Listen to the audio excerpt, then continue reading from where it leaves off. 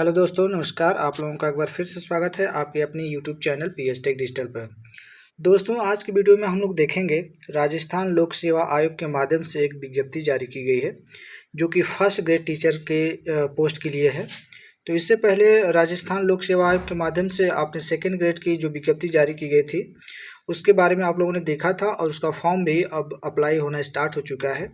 उसी के क्रम में आप राजस्थान में देखेंगे कि जो फर्स्ट ग्रेड यानी कि अदर स्टेट में आप इसको पीजीटी भी कह सकते हैं, पीजीटी के नाम से भी जाना जाता है ये पोस्ट। तो ये काफ़ी अच्छी खासी पोस्ट होती है और इसमें जो आपकी सैलरी होती है ये काफ़ी अच्छी खासी आपको सैलरी भी इसमें मिलती है, क्योंकि इसमें जो पे लेवल होता है ग्रेड पे वह आपके 4800 देखने को मिलता है। तो ये जिन लोगों ने भी बीएड किया हुआ है या जो लोग टीचर लाइन की जो एग्ज़ाम देने का प्रिपरेशन कर रहे हैं दोस्तों, उनके लिए काफ़ी अच्छा मौका होगा। तो आइए चलिए देखते हैं वीडियो में कि ये जो विज्ञप्ति जारी की गई है इसमें किस प्रकार की योग्यताएं मांगी गई हैं और कौन कौन से लोग इसमें फॉर्म अप्लाई कर सकते हैं। तो चलिए वीडियो को स्टार्ट करते हैं और देखते हैं कि जो नोटिफिकेशन जारी किया गया है राजस्थान लोक सेवा आयोग के माध्यम से उसमें प्रमुख बातें क्या क्या हैं। तो दोस्तों, ये है राजस्थान लोक सेवा आयोग अजमेर के माध्यम से जारी किया गया नोटिस। और इस नोटिफिकेशन में आप लोग देखेंगे कि जो विज्ञापन है वह विस्तृत विज्ञापन जारी किया गया है और ये नोटिफिकेशन आपका दिनांक आपके 28/4/2022 को जारी किया गया है। और यहाँ पे देखेंगे, यहाँ पे पत्रांक दिया गया है, तो इस पत्रांक से हमको कोई मतलब नहीं है। हमें देखना है कि इस नोटिफिकेशन में क्या क्या प्रमुख बातें हैं जिसके लिए हम फॉर्म अप्लाई कर सकते हैं। तो सबसे पहले इस विज्ञापन में आप देखेंगे तो एक टेबल के माध्यम से कॉलम बनाकर अब यह बताने का प्रयास किया गया है कि किस सब्जेक्ट में कितने पोस्ट हैं। तो आइए देखते हैं कि किस सब्जेक्ट में कितने पोस्ट हैं। तो मैं फिर से बता दूं, यह राजस्थान लोक सेवा आयोग के अजमेर के माध्यम से विज्ञप्ति जारी की गई है जो कि यह लेक्चरर के लिए पोस्ट होती है दोस्तों, और इसमें कह सकते हैं कि अदर स्टेट वाले इसे पीजीटी के नाम से भी जानते हैं। तो देखिए, ये जो पोस्ट है इसमें सबसे पहले बायोलॉजी का पोस्ट इसमें दिखाया गया है। पहले क्रम पे बायोलॉजी में देखेंगे तो आपको टोटल 162 पोस्ट हैं। कॉमर्स में देखेंगे तो 130 पोस्ट हैं। म्यूजिक में देखेंगे तो 12 पोस्ट हैं। ड्राइंग में देखेंगे तो 70 पोस्ट हैं। इसी हिसाब से आप आगे बढ़ेंगे तो देखेंगे कि एग्रीकल्चर में आपके 280 है, जियोग्राफी में 793। तो लगभग जो सोशल साइंस वाले हैं और आपको ज़्यादातर देखने को मिलेंगे और लैंग्वेज वाले देखने को मिलते हैं और साइंस और मैथ वाले। तो जियोग्राफी में आप देखेंगे तो अच्छी खासी पोस्ट है जो कि 793 है। हिस्ट्री में इसी प्रकार से 807 पोस्ट है। हिंदी में देखेंगे तो सबसे ज़्यादा हिंदी में आपको देखने को मिलेगा जो कि आपके 1462 पोस्ट है। पॉलिटिकल साइंस में 1196, काफ़ी अच्छी खासी पोस्ट है यहाँ पर भी। और इंग्लिश के लिए देखिए दिया गया है 342 पोस्ट। संस्कृत में है आपके 194। केमिस्ट्री में 112 है। होम साइंस में 22 है। फिजिक्स में आपके 82 है। इसी तरह से आगे देखेंगे तो आप लोगों को मैथ में देखने को मिलेगा 68, इकोनॉमिक्स में 62 है, सोशियोलॉजी में 13 है, पब्लिक एडमिनिस्ट्रेशन में 9 पोस्ट है, पंजाबी में आपके 15 है, उर्दू में 40 है। कोच रेसलिंग के लिए आपका जो है वह 1 है। इसके बाद कोच खो खो के लिए 1 है, कोच हॉकी के लिए 1 है, कोच जिम्नास्टिक के लिए 1 पोस्ट है, कोच फुटबॉल के लिए 3 पोस्ट है। तो काफ़ी ज़्यादा ये इसमें पोस्ट है आप लोगों को देखने को मिलेगी। तो आगे देखेंगे जो आपका फिजिकल एजुकेशन, जो लोग बीपीएड वगैरह किए रहते हैं उनके लिए भी अच्छे खासे पोस्ट है, 112 पोस्ट है। तो इसमें देखेंगे टोटल आपके 26 पोस्ट हैं। तो 26 पोस्ट के लिए आपकी जो वैकेंसी जारी की गई है विज्ञप्ति, वह आपके टोटल जो पोस्ट हैं वह 6000 हैं। तो याद रखें 6000 टोटल पोस्ट हैं। अलग अलग सब्जेक्ट के लिए अलग अलग पोस्ट इसमें आपको दिखाया गया है। यहाँ पे देखेंगे तो सभी कैटेगरी वाइज यहाँ पे भी पोस्ट का ब्यूरो दिया गया है, आप लोग देख सकते हैं आसानी से, क्योंकि एक एक मैं बताने लगूंगा तो वीडियो काफ़ी लंबी हो जाएगी। वैसे आप लोग ये जो नोटिस जारी किया गया है टेलीग्राम चैनल पे यदि हमारे आप विजिट करते हैं तो वहाँ पे आप लोगों को देखने को मिल जाएगा, या राजस्थान लोक सेवा आयोग जो अजमेर के माध्यम से वेबसाइट बनाई गई है वहाँ पे भी आप इस नोटिस को डाउनलोड कर सकते हैं। तो देखिए, इसमें आगे जो बताया गया है मुख्य मुख्य बातें उसको हम लोग जान लेते हैं, क्योंकि हमको फॉर्म जब फिलअप करना होगा तो जो मुख्य बातें हैं उसको जानना बहुत ज़रूरी है। तो सबसे महत्वपूर्ण जो बातें हैं, देखिए आगे सब बताया गया है कि किस प्रकार से किसको छूट मिलेगी, ये सब बताया गया है, जैसे कि SC ST या EWS के लिए। तो आगे देखते हैं हम लोग। देखिए, सबसे बड़ी बात यहाँ अदर स्टेट वालों की बात आ जाती है दोस्तों। देखिए, अदर स्टेट वालों के लिए जो 7वां पॉइंट है यहाँ पे बताया गया है कि अदर स्टेट में 7वां पॉइंट में क्या बताया गया है कि अन्य राज्य के आवेदकों को उक्त लाभ दे नहीं होने के कारण उन्हें सामान्य आरक्षित वर्ग के अंतर्गत ही आवेदन करना होगा। तो याद रखें, जो अदर स्टेट वाले हैं दोस्तों, ठीक है, अदर स्टेट वाले हैं, उन्हें जो यह फॉर्म अप्लाई करेंगे, यह फॉर्म को, तो वह सामान्य वर्ग यानी कि जनरल कैटेगरी में अपने फॉर्म को अप्लाई करेंगे। ठीक है, किस कैटेगरी में? तो जनरल यानी कि सामान्य सामान्य श्रेणी में आप अपने आप को वहाँ पे दिखाएंगे। ठीक है, तो ये है आपका वहाँ का जो नियम है कि किस तरह से आप लोग अप्लाई करेंगे अदर स्टेट वालों के लिए। तो आप लोग इस कंफ्यूजन में रहते हैं कि अदर स्टेट वाले राजस्थान में मान्य होंगे कि नहीं, अदर स्टेट वालों के लिए कितने % सीटें हैं, तो कितने % सीटें नहीं होती हैं, जनरल की जितनी सीटें होती हैं वह सभी अदर स्टेट वालों के लिए भी उतनी ही होती हैं। देखिए आगे इसी क्रम में ये बताने का प्रयास किया गया है कि राजस्थान राज्य के बाहर अन्य राज्य की महिला जो विवाह उपरांत राजस्थान राज्य की मूल निवासी बन जाती हैं, तो उसे पब्लिक में SC ST OBC MBC वर्ग में आरक्षण का लाभ नहीं मिलेगा। मतलब यहाँ पे यह बताया गया है कि राजस्थान राज्य के बाहर जो अन्य राज्य की महिला जो विवाह उपरांत राज्य की मूल निवासी बन जाती हैं, यानी कि अदर स्टेट से आकर विवाह करने के बाद वह राजस्थान की मूल निवासी बन जाती हैं, उन्हें यह आरक्षण नहीं मिलेगा, यानी कि वह जनरल में ही काउंट किए जाएंगे, जनरल में उनको फॉर्म भरना पड़ेगा। ठीक है, तो यह देखिए किस प्रकार से भरना है अदर स्टेट वालों के लिए और जनरल वालों के लिए, यहाँ पे कुछ इंस्ट्रक्शन थे। तो आगे आप लोग देखेंगे इसी क्रम में बताया गया है कि शैक्षणिक योग्यता यानी कि किस पोस्ट के लिए क्या शैक्षणिक योग्यता होगी, यह बहुत जानना ज़रूरी होगा आप लोगों के लिए। देखिए पहले पॉइंट में यह बताया गया है कि उपयुक्त पद क्रम संख्या 6 से 20 तक। तो याद रखें, आप लोग सरकारी रिजल्ट विजिट करते होंगे तो वहाँ पे बीएड और बीटीसी बीएसटीसी दोनों दिखाया गया है, लेकिन आप लोग कन्फ्यूजन में मत रहिए, केवल ये बीएड वालों के लिए है। बीएड के समकक्ष पहले एक डिग्री चलती थी, यदि वो डिग्री है आपके पास तो आप इस फॉर्म को अप्लाई कर सकते हैं। बीटीसी या डीएलएड वाले नहीं इसमें अप्लाई कर सकते हैं, ये इतना आप लोग एकदम कंफर्म नोट कर लीजिए। तो देखिए इसमें दिया किया गया है 6 से 20 तक के लिए। इसमें यह बताया गया कि post graduate or equivalent examination recognised by UGC in the relevant subject with degree or diploma in education recognised by national council of teacher education government.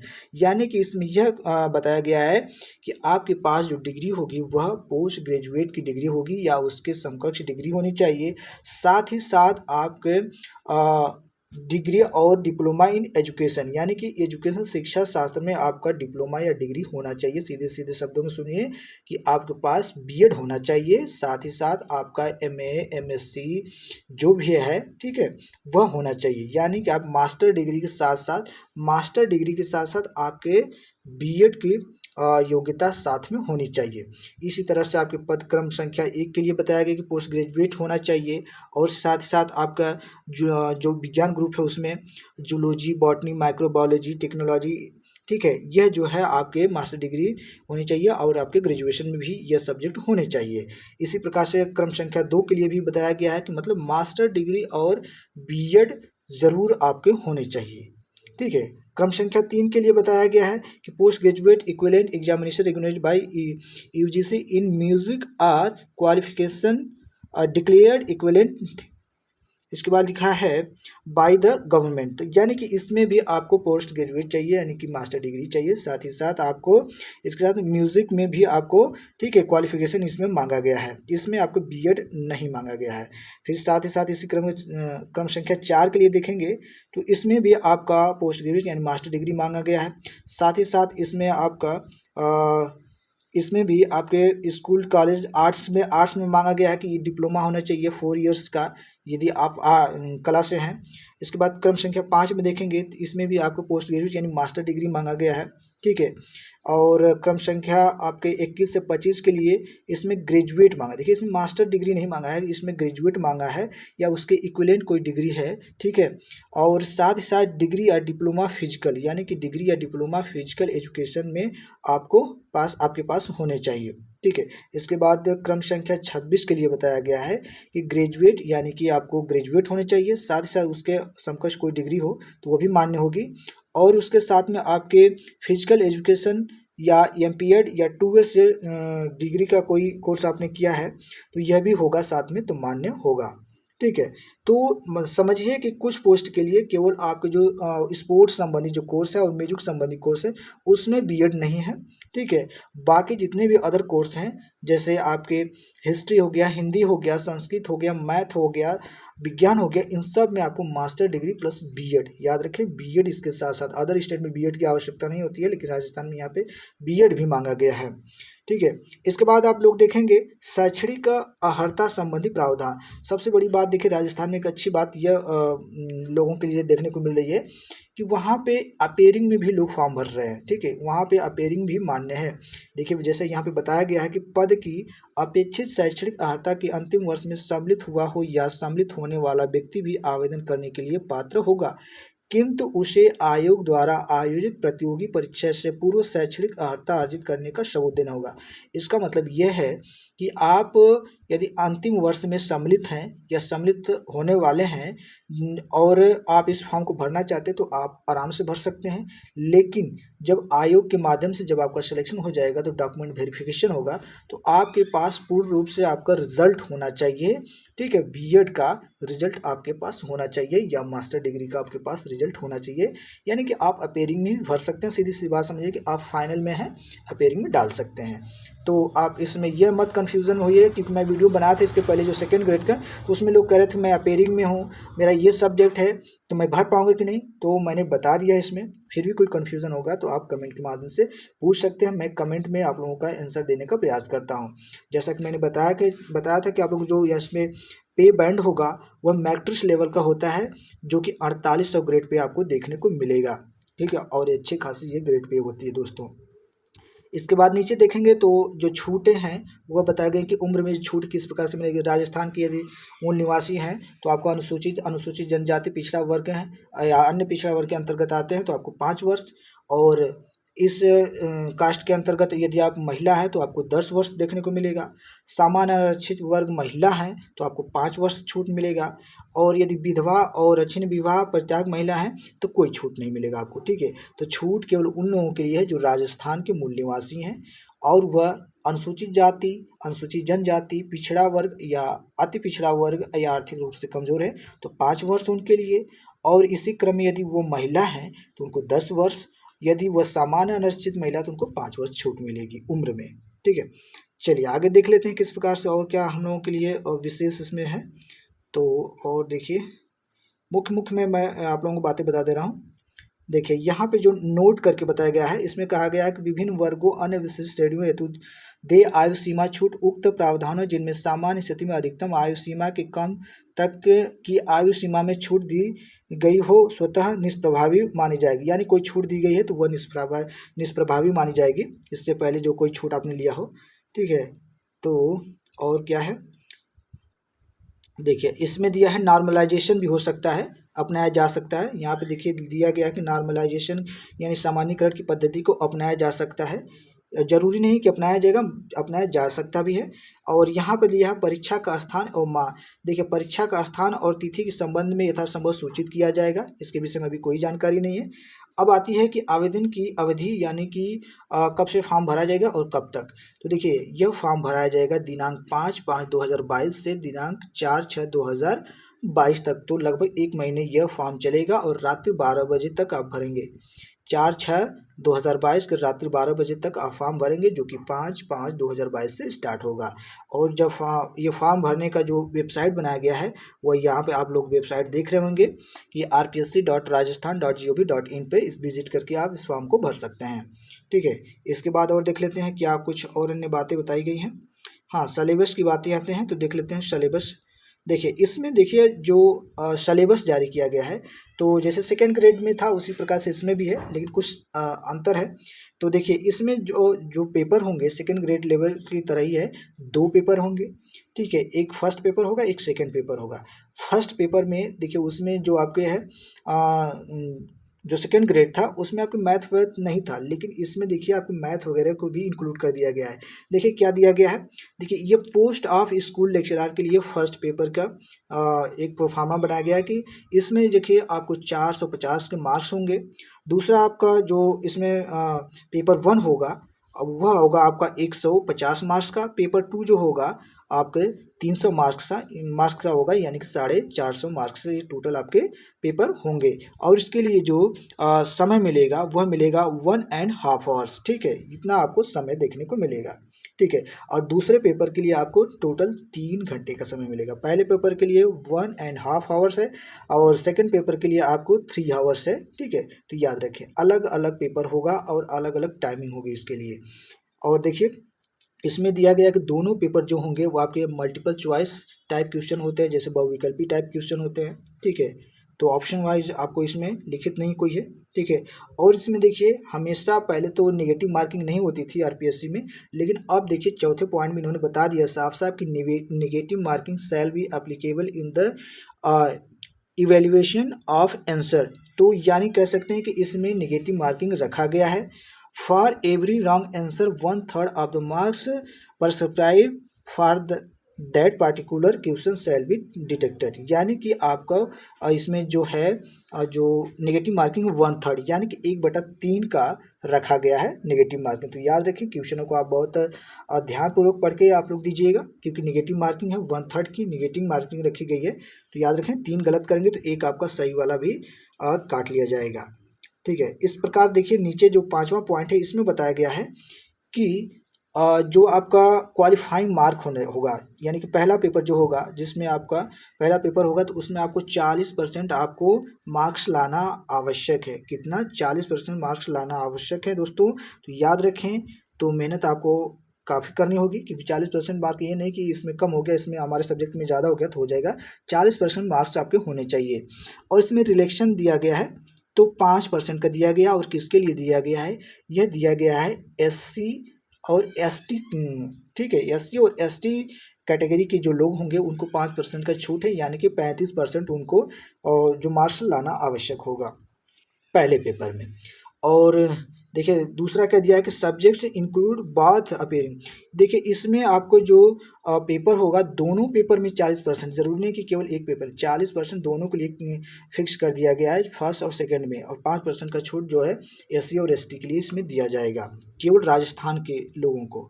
चलिए, और देख लेते हैं कि पेपर 1 में क्या हमारा सिलेबस होगा। तो देख लेते हैं पेपर 1 जो कि सामान्य सबके लिए होगा। तो पेपर 1 जो होगा, ड्यूरेशन इसका दिया है 1 आवर एंड 30 मिनट, यानी 1 घंटा 30 मिनट का ये पेपर होगा पहला। इसमें क्या क्या होगा? हिस्ट्री होगा, हिस्ट्री ऑफ राजस्थान, यानी कि राजस्थान के इतिहास। और इंडियन हिस्ट्री दिया है, भारतीय इतिहास दिया है, स्पेशल इम्फेसिस दिया है, इंडियन नेशनल मूवमेंट दिया है। और इसके बाद दूसरे पॉइंट में बताया गया कि mental ability test, statics, second level mathematics और language ability test, Hindi English. इसमें आपके रीजनिंग भी आएंगे, मैथ भी आएगा, इसके बाद आपकी लैंग्वेज यानी कि हिंदी इंग्लिश भी होगी। और करंट अफेयर्स तो पूछा ही जाना है। फिर जनरल साइंस भी पूछा जाएगा, पहले पेपर में जनरल साइंस भी होगा। Indian polity, geography of Rajasthan, देखिए जियोग्राफी ऑफ राजस्थान यहाँ पे छूटा नहीं है, ये भी इंक्लूड किया गया है। एजुकेशनल आपका मैनेजमेंट होगा, एजुकेशनल सिनेरियो होगा राजस्थान के लिए, ठीक है। Right of children to free जो आरटी होता है, ठीक, कंपलसरी एजुकेशन एक्ट 2009 के तहत ये पूछा जाएगा। ये राजस्थान के हर एक पेपर में पूछा जाता है आरटी एक्ट, ठीक है। तो ये आप लोग याद रखिएगा। तो ये पेपर 1 था, ये जो जो सब्जेक्ट इसमें पूछे जाएंगे। पेपर 2 देखिए, अब पेपर 2 में क्या होगा? ये 3 घंटे का पेपर होगा। 3 घंटे के पेपर में क्या क्या होगा? तो नॉलेज ऑफ, ये जो सब्जेक्ट वाइज होगा, ठीक है। तो इसमें knowledge of subject concern senior secondary level, यानी कि आपका जो जिस सब्जेक्ट में आप फॉर्म भरेंगे उसमें उसका पूछा जाएगा। इसमें knowledge subject of concern graduate level, जो कि आपके ग्रेजुएट सीनियर सेकेंडरी लेवल और ग्रेजुएट लेवल, पोस्ट ग्रेजुएट, तीनों ही लेवल के जो हैं आपके जो सब्जेक्ट होंगे वहाँ से क्वेश्चन आपके इसमें पुटअप किए जाएंगे, यानी पूछे जाएंगे। चौथा पॉइंट बताया गया कि एजुकेशनल साइकोलॉजी, यानी कि आपको मनोविज्ञान भी इसमें होगा, पैडागोजी भी होगा, टीचिंग लर्निंग मटेरियल भी होगा, कंप्यूटर होगा, ठीक है।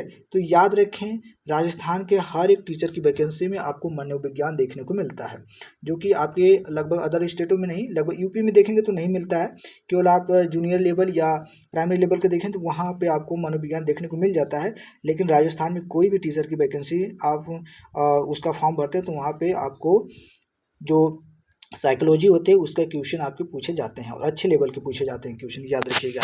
तो पेपर 2 में जो सब्जेक्ट है वह आपके सीनियर सेकेंडरी, ग्रेजुएट और पोस्ट ग्रेजुएट, साथ ही साथ आपके साइकोलॉजी भी पूछी जाएगी, ठीक है। टीचिंग मेथड और कंप्यूटर से भी क्वेश्चन होंगे, यानी कि आपके कंप्यूटर इंफॉर्मेशन जो टेक्नोलॉजी होती है उससे क्वेश्चन जो बनते हैं, नॉर्मली क्वेश्चन, बहुत ज़्यादा हार्ड नहीं होंगे, ठीक है। तो कह सकते हैं कि ये फर्स्ट ग्रेड की वैकेंसी है, तो इतना आसान इसमें मत समझिएगा, इसमें आपको बहुत मेहनत करना होगा। और पोस्ट जब अच्छी खासी है तो मुझे उम्मीद है कि आप यदि मेहनत करेंगे तो सिलेक्शन आसानी से ले सकते हैं, यदि मेहनत करेंगे तो, ठीक है। इसी तरह से देखेंगे सबके लिए भी जो है सिलेबस जारी किया गया है, कोच के लिए जारी किया गया है। तो जो नॉर्मल जो हम लोगों का है सिलेबस, वो हम लोगों को जानने के लिए है कि पहला जो है वह क्या क्या आएगा। बाकी तो हमारे सब्जेक्ट से ही संबंधित सभी पेपर होंगे। सेकेंड जो पेपर होगा, यानी कि 3 घंटे का जो पेपर होगा वो हमारे सब्जेक्ट से रिलेटेड होगा। फर्स्ट जो होगा वो सब कुछ कह सकते हैं कि जो जनरल पूछा जाता है बाकी एग्जामों में, वह सब कुछ उसमें पूछा जाएगा। और इसमें विशेष रूप से अदर स्टेट वालों के लिए थोड़ी सी मेहनत करने पड़ेगी, क्योंकि राजस्थान का भी जीके जीएस थोड़ा सा आपको गहन अध्ययन करके पढ़ना पड़ेगा। तो दोस्तों ये था सिलेबस संबंधी। आइए देखते हैं और कुछ नीचे दिया गया है इसमें, तो देख लेते हैं। और तो मुझे नहीं लगता है कुछ, ठीक है, चलिए देख लेते हैं। ठीक है तो दोस्तों, तो इसमें और कुछ नहीं है। तो ये था राजस्थान लोक सेवा आयोग के माध्यम से विज्ञप्ति जारी की गई थी, जो कि थी फर्स्ट ग्रेड वैकेंसी के लिए। तो आप लोग इस वैकेंसी के लिए यदि एलिजिबल हैं तो ज़रूर से फॉर्म भरिए, ठीक है। और ये जो फॉर्म स्टार्ट होगा, मैंने बता दिया है कि यह मई से स्टार्ट होगा, ठीक है, 5 मई से स्टार्ट होगा। तो आप लोग समय रहते इस फॉर्म को भर लीजिए, क्योंकि बाद में जो क्या होता है सर्वर वगैरह स्लो हो जाता है। तो दोस्तों फिर भी यदि आप लोगों का कोई प्रश्न है या कोई क्वेश्चन रह जा रहा है तो कमेंट के माध्यम से ज़रूर पूछेगा, और मैं उसका आंसर ज़रूर देने का प्रयास करूंगा। तो इस वीडियो में बस इतना ही। थैंक यू, धन्यवाद।